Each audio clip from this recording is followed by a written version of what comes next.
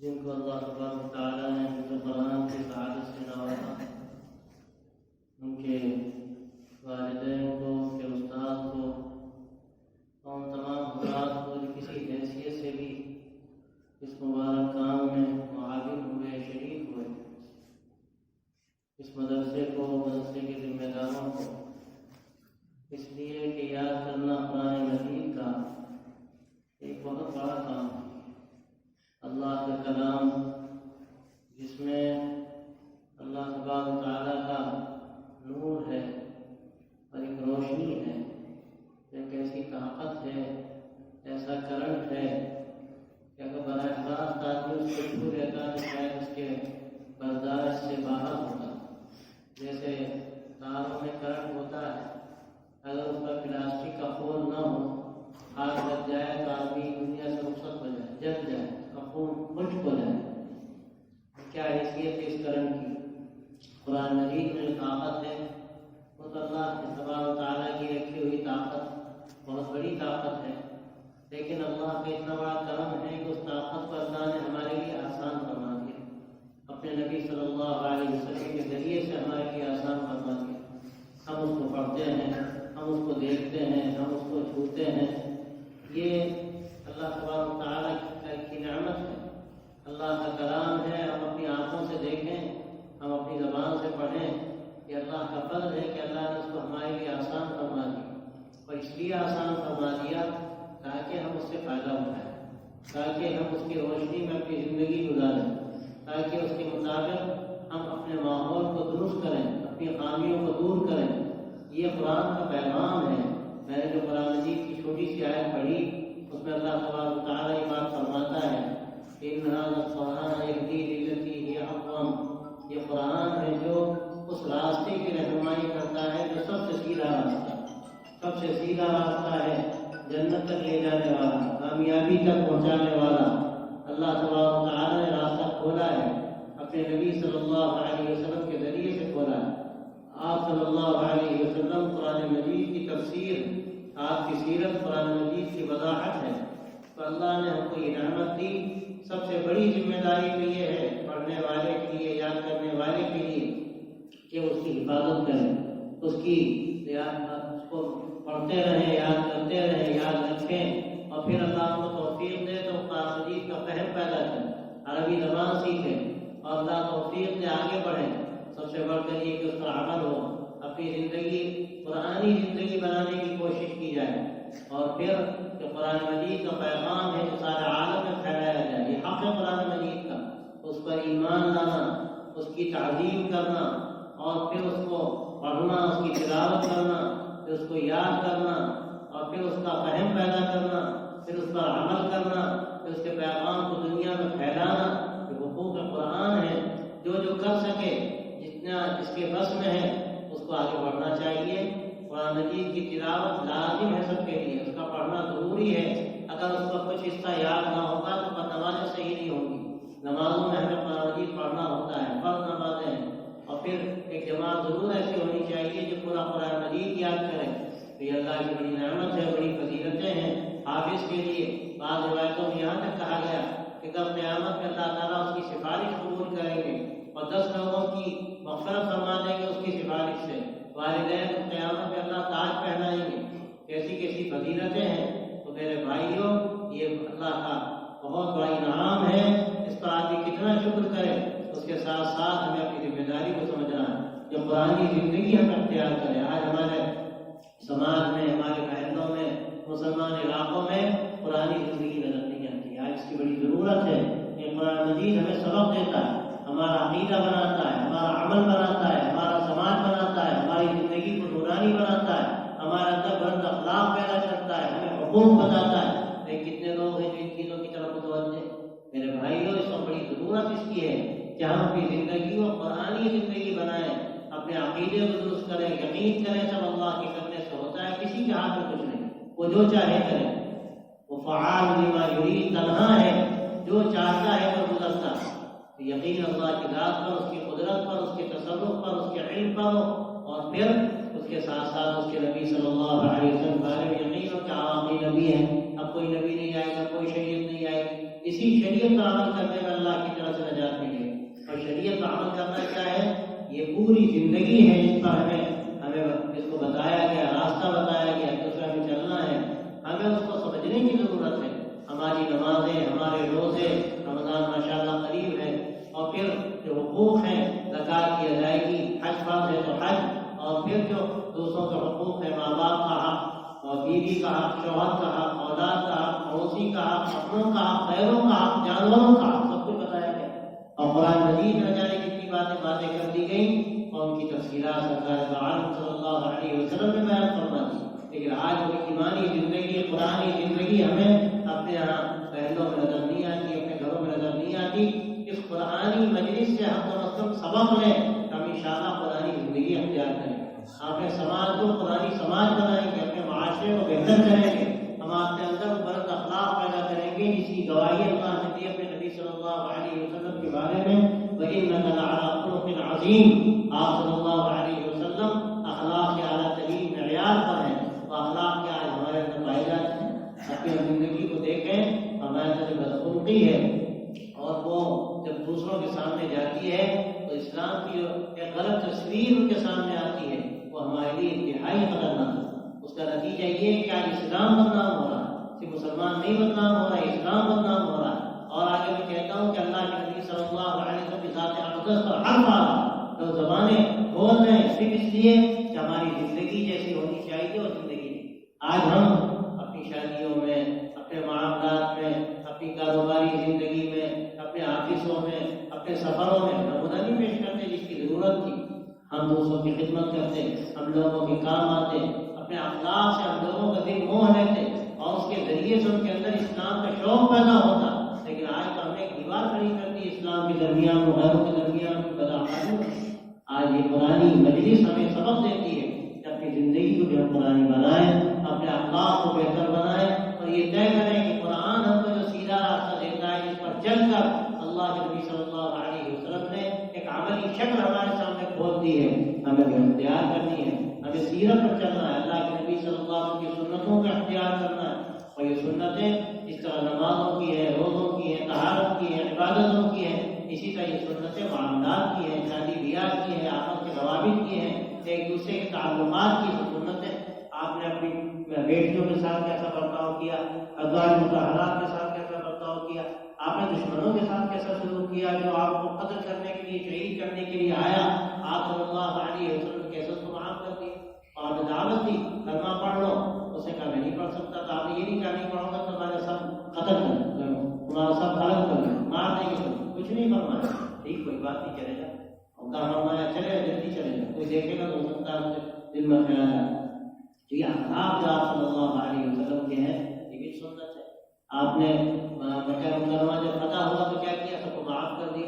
ہمارا حال یہ ہے کہ کوئی ذرا سے ہمیں تکلیف پہنچا دے ہم سیدھے کچہری چل جائیں اور ہم پتہ نہیں کیا کریں گے. جو ہمارے بس میں ہوگا سب کچھ کریں گے. اور یہ نہیں سوچیں گے کہ بھائی ہمیں حکم معافی کا بھی تو دیا گیا ہے. آپ صلی اللہ علیہ وسلم نے سب سے بڑھ کر معافی کو پسند فرمایا. تو یہ بھی فرمایا بما تواضع احد باللہ الا رفعہ اللہ. جو اللہ کے لیے جھکتا ہے اللہ اس کو اونچا کر دیتا ہے. لیکن سب اللہ کے لیے زندگی، اللہ کے لیے جینا، اللہ کے لیے مرنا. اور یہ ہمارا سب جو کچھ ہم کرتے ہیں دنیا میں سب اللہ کے لیے، اور اللہ کے لیے جب ہوگا جب طریقہ بھی ہمارا صحیح ہے، اللہ کے نبی صلی اللہ علیہ وسلم کا طریقہ اور اللہ کی رضا کے لیے ہمارا عمل، یہ ہماری زندگی کو گلدستہ بنانے والی ہے. ایسا گلدستہ، خوبصورت گلدستہ، خوشبودار گلدستہ تو اس کی خوشبو عالم میں پھینکے تو لوگوں میں شوق پیدا ہو کہ خوشبو کہاں سے آ رہی. لیکن آج تو ہماری بدعمالیوں کی بدبو پھیلی ہوئی. تو بھائیو، یہ قرآن مجید ہمیں سبق دیتی ہے کہ ہم اپنے اندر اعمال کی خوشبو پیدا کریں، اخلاق کی خوشبو پیدا کریں، خدمت کی خوشبو پیدا کریں. کبھی توفیق ہوتی ہاسپٹل چلے جائیں، مریضوں کی عیادت کریں، اپنے ہوں غیروں جو بھی ہو. اور کوئی بیچارہ بھوکا ہے ہمارے محلے میں، اس کے گھر کھانا پہنچا دیں. کس قدر فضیلتیں بیان کی گئی. ایک حدیث میں فرمایا صلی اللہ علیہ وسلم نے کہ اگر کوئی دکھی کے دکھ کو دور کر دے تو کتنے برس کے اعتکاف سے کتنے برس کے اعتکاف سے اعتکاف سب ترین عبادتوں میں ہے. لیکن آپ کیا فرماتے ہیں؟ کسی دکھی کے دکھ کو دور کر دینا کتنے برس کے اعتکاف سے. تو بھائیوں، ان باتوں کی طرف بہت توجہ کی ضرورت ہے. ہم سے بڑی اس میں کوتاہیاں ہو رہی ہیں. تو یہاں جو ختم قرآن کی مجلس ہوئی، ہمیں اس سے اگر یہ فائدہ کرنی ہے، اس کے لیے اپنی سے مشق کرنی ہے، اپنے آپ کو ایسا بنانا ہے، اخلاق ایسے بنانے ہیں کہ ہم مدرسوں سے پڑھ کر نکلیں تو ہماری خوشبو پھیلے، لوگ محسوس کریں کہ یہ تو دین مدارس سے طالب علم ہے، کہ بلند اخلاق رکھتے ہیں، خدمت کرتے ہیں، دوسروں کے کام آتے ہیں، اور ان کی زندگی دیکھ کر معلوم ہوتا ہے کہ یہ دوسرے لوگ ہیں، اللہ کے نبی صلی اللہ علیہ وسلم کے ماننے والے ہیں، ان کی زندگی اللہ کے نبی صلی اللہ علیہ وسلم کی زندگی کا عکس ہے، اس کا اہتمام کرنے کی ضرورت ہے، اس کی فکر کرنے کی ضرورت ہے۔ میں مبارکباد دیتا ہوں دوبارہ تمام حضرات کو جس میں شریک ہیں، سب سے بڑھ کر اپنے عزیز بچے کو جس نے الحمدللہ قرآن مجید یاد کیا، ان کے والد صاحب کو یہاں بیٹھے، ان کے استاد کو جنہوں نے محنت کی، اساتذہ کو، مدرسے کو، اس میں بات اس کا حصہ ہے۔ اللہ تبارک و تعالیٰ خیر و برکت کے کو ذریعہ بنائے، اور ہم سب کو اللہ قرآنی زندگی نصیب فرمائے، قرآن سے سچی نسبت عطا فرمائے۔ دیکھیے آپ سب سجا لیجیے، سوال لیجیے، لیکن کنیکشن اگر صحیح نہیں ہے سب پہ، لائٹ آ رہی ہے، پنکھے ہیں، لائٹ آ رہی ہے، پنکھے بھی چلیں گے، لائٹ بھی چلے گی، اے سی بھی چلے گا اور ہیٹر بھی چلے گا، سب چلے گا، لیکن کہیں سے اگر تار ڈسکنیکٹ ہو گیا، اس کا کنیکشن ہٹ گیا تو ختم سب قصہ، پنکھے رہے سب بیکار، لائٹ لگی سب بیکار۔ تو قرآن مجید کو ہم کہتے ہیں کہ ہمارا ہے، لیکن جب تک اس سے ہمیں نسبت نہ ملے گی اس وقت ہمیں قرآن مجید کی نورانیت، اس کی روشنی کیسے حاصل ہو۔ اس لیے بھائیوں قرآن مجید سے نسبت کو مضبوط کرنا ہے۔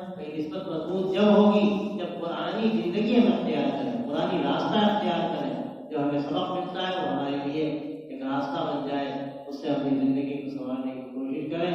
انشاءاللہ اگر ہم یہ طے کر لیا تو ہم سب خیر و برکت کے راستے پر پڑ جائیں گے، اور دوسروں کو ہمیں سبق ملے گا، ہماری زندگی انشاءاللہ دوسروں کے لیے دعوت بن جائے گی۔ یہ زندگی دعوت سب بنتی ہے جب ہماری زندگی بہتر ہو جائے، اخلاقی زندگی ہو، اعمال کی زندگی ہو، اللہ کے نبی صلی اللہ علیہ وسلم کی زندگی کا پرتو بن جائے ہماری زندگی، تو یہ دوسروں کے لیے نمونہ بن جائے۔ اور بھائیوں میں لمبی بات کہنا نہیں چاہتا، میں یہ پیغام دینا چاہتا ہوں کہ آج کی قرآنی مجلس میں ہم طے کر لیں کہ انشاءاللہ قرآنی زندگی اختیار کریں گے، اور قرآن مجید سے اپنے اندر ایک نسبت پیدا لگاؤ پیدا کریں گے، اور جب لگاؤ پیدا ہوگا تو ایک شوق آ جائے گا، قرآن مجید کے احکامات کو اختیار کریں۔ قرآن مجید کیا کیا کہتا ہے؟ پڑوسیوں کا حق بتاتا ہے، یہاں تک کہ اس پڑوسی کا بھی حق بتاتا ہے جو اجنبی ہے، اور اس پڑوسی کا حق بتاتا ہے تو تھوڑی دیر ہمارے ساتھ بیٹھا، سفر میں ہمارے ساتھ آ گیا، اور کہیں ہوائی جہاز میں سفر کر رہے وہاں بیٹھ گیا، ٹرین میں ساتھ بیٹھا، اس کا بھی حق ہے۔ ایک حضرت مولانا علی میاں صاحب کا قصہ میں سناتا ہوں اکثر، اور قصہ سنا کر بات مکمل کروں گا کہ مولانا سفر کر رہے تھے تو ایک اس میں کوپے میں 4 سیٹیں تھی، 2 ہندو تھے نوجوان، اور ایک حضرت مولانا تھے، ایک محمد اللہ کا قدرتی بڑے عالم گجرات کے انتقال ہو گیا، وہ نوجوان تھے مولانا شریف ہو گئے۔ تو ایک بوڑھی رات میں آئی، کہنے لگی کہ میری برتھ اوپر کی ہے، نیچے سینئر سٹیزن ہے، میں کسی سے ریکویسٹ نہیں کر سکتی، آپ نے کوئی سیٹ دے دے تو میں سو جاؤں گا، آپ کو بیٹھنا پڑے۔ اب وہ دونوں ہندو نوجوان تھے مگر کسی نے سیٹ نہیں دی، جب وہ جانے لگے تو مولانا فرمایا پہل فکر نہ کرو، یہ نیچے کی سیٹیں تو دے رہے، تو اس کو بڑا تعجب ہوا، ہندو خاتون تھی کہ ہندو تو سیٹ نہیں دے رہا ہے، ایک داڑھی والا ٹوپی والا سیٹ دے رہا ہے، اثر پڑا اس کا، اسلام سکھاتا ہو گئی۔ اب وہ جب چلی گئی تو محمد اللہ صاحب نے کہا کہ حضرت آپ نے غلط کر دیا، آپ کہاں سوئے، آپ اوپر چڑھ نہیں سکتے، مولانا کو سب گاؤں کی تکلیف تھی پاؤں، اور نظر بھی نہیں آتا تھا، بالکل ہوا کہ نابینا تھے، زمانہ ایسا گزرا۔ مولانا نے جملہ کہا میں سنانا چاہتا ہوں، حضرت نے فرمایا دیکھو اسلام کا نظام اخلاق پیش کرنے کا موقع بار بار نہیں ہے، کبھی بھی اگر اس کا موقع ملے تو مشقت اٹھانی پڑے، مشقت اٹھاؤ، لیکن وہ موقع ہاتھ سے چلے جائے۔ یہ ہمیں کتنے مواقع اس طرح کی کوشش کریں، انشاءاللہ ہماری زندگی سلامت دعوت ہو جائے گی، اور اللہ کے نبی صلی اللہ علیہ وسلم کا قرب حاصل ہوگا، اللہ تبارک ہمیں اپنی ذات سے قریب فرما دیں گے۔ اس لیے کہ تو کام ہے نبیوں، اس لیے میرے بھائیوں اس کے لیے ہمیں محنت کرنی ہے، اپنی زندگی کو سنوارنا ہے، اپنی زندگی کو ایک مثالی زندگی اس لیے بنانا ہے تاکہ اللہ راضی ہو اور اللہ کا دین دنیا میں پھیلے، ہم کو دیکھ کر لوگ دین کو سمجھیں اور دین کی تعلیمات سے آشنا ہو، اور یہ غلط فہمیاں جو کہ دماغوں میں بٹھائی جا رہی ہیں ہماری زندگی کو دیکھ کر وہ غلط فہمیاں پھیلیں، غلط فہمیاں دور ہو۔ یہ بات جو بھی آئی پیام انسانیت تھی، پیام انسانیت کا حقیقت مشن ہی ہے کہ لوگوں کے ذہنوں کی غلط فہمیاں دور کی جائیں، اچھا نمونہ زندگی کا لوگوں کے سامنے پیش کیا جائے، ان کی خدمت کی جائے، ان کی ضرورتوں کو پورا کیا جائے، ان کو صحیح لٹریچر دیا جائے، یہ جو غلط فہمیاں دور ہوں، یہ ہے پیام انسانیت کا مشن۔ ہمیں امید ہے کہ انشاءاللہ یہ کام بھی یہاں ہوگا۔ اور ذکر آیا حضرت شاہ اللہ رحمۃ اللہ علیہ کا سید احمد شہید رحمۃ اللہ علیہ کا یہ اپنے وقت کے بڑے اولیاء اللہ تھے. حضرت شاہ اللہ صاحب متبع سنت ایسے بزرگ تھے کہ عورت دیکھ خواب میں دیکھا جب ان کی وفات ہوئی کہ اللہ کے رسول صلی اللہ علیہ وسلم کی وفات ہوئی. اور سب نے تعبیر میں کہا کہ اس وقت دنیا میں ان سے بڑھ کر متبع سنت کوئی بزرگ نظر نہیں آتا. بتا یہ لگتا ہے انہیں کو وفات ہوئی ہوگی. تاریخ نوٹ کی گئی پتہ چلا جس شخص نے عورت دیکھ میں خواب دیکھا تو اس شخص میں شاہ صاحب کی وفات. اور حضرت سید احمد شہید رحمۃ اللہ علیہ کو اللہ نے بڑا مقام دیا تھا. اور یہ بات آئی حج کی جو سنت کا احیاء کیا, فریضے کا جو احیاء کیا اور جہاد کا جو اس کو زندہ کیا اور سید احمد شہید رحمۃ اللہ علیہ اللہ نے بڑا کام دیا اس سے. میرے بھائیوں, ہم ان بزرگوں سے کی زندگی سے سبق لیں, کیسے کیسے کام کر رہے ہو. آج ہم کیا زندگی اختیار کرتے ہیں اور کون سا نمونہ پیش کرتے ہیں سوائے کھانے پینے کے اور کچھ ہمارے پاس نہیں. حضرت تھانوی رحمۃ اللہ علیہ کو سیرت سید احمد شہید بھیجی گئی تو حضرت نے کتاب پڑھ کر جو جملہ لکھا میرے پاس محفوظ ہے, امام منصور صاحب نعمانی کو خط لکھا. یہ کتاب پڑھ کر اندازہ یہ ہوا کہ زندگی تو ان لوگوں کی, ہماری زندگی تو سوائے خواب اور کے کچھ نہیں ہے, سوائے سونے اور کھانے کے ہمارے پاس کچھ نہیں. کون کہہ رہا ہے؟ حضرت تھانوی کہہ رہا ہے. یہ حضرات کا ہمارا تو ہمیں تو فکر بھی نہیں کہ ہم کس راستے کی طرف جائیں. تو بھائی فکر پیدا کی جائے اور اخلاق پیدا کیے جائیں. میں بات میری لمبی ہو گئی, میں پھر مبارکباد دیتا ہوں اپنے عزیز بچے کو. اللہ تعالیٰ اس کو صلاح بھی دے, اس کی عمر میں برکت دے, اس کے علم میں برکت دے.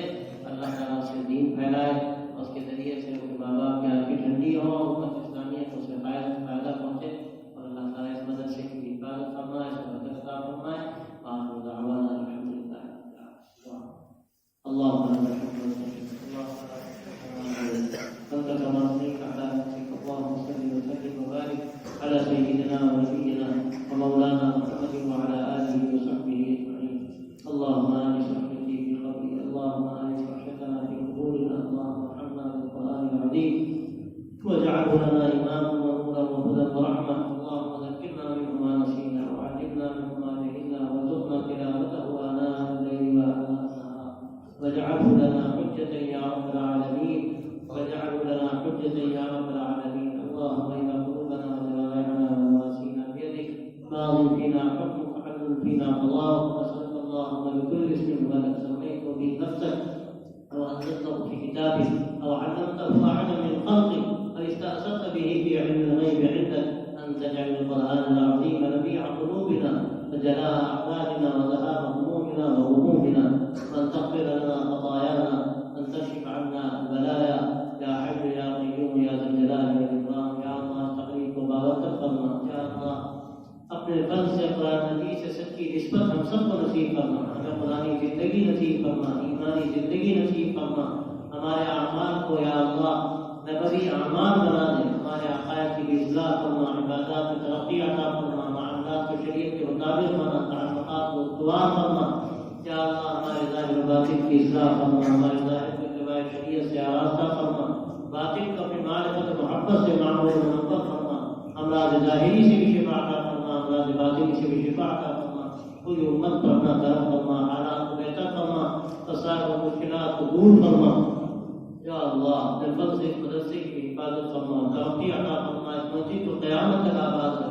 یا اللہ اس بچے کی عمر میں برکت دے, علم میں برکت دے, ایمان میں برکت دے, اعمال میں برکت دے. یا اللہ اس دین کی خدمت دے, ان کے والدین کے لیے آپ کو جنت بنا, اساتذہ کو بھی یا اللہ اس کی برکت عطا فرما, مدرسے کو بھی عطا فرما. اور ہم سب کو یہ شریک محفل ہے یا اللہ اس خیر میں شامل فرما, ہم سب کو اس کے اجر میں شامل فرما. یا اللہ ہمارے اعمال کی اصلاح فرما دے, ہماری زندگی کو ایمانی زندگی, قرآنی زندگی بنا دے. ہم سے راضی ہو جا. جب تک تیرا فیصلہ ہے ایمان کے ساتھ باقی رکھ, اور عقائد ایمان کے ساتھ دنیا سے اٹھا, اور اپنے نیک بندوں میں ہمارا حشر فرما. صلی اللہ تعالی علی خیر خلقہ سیدنا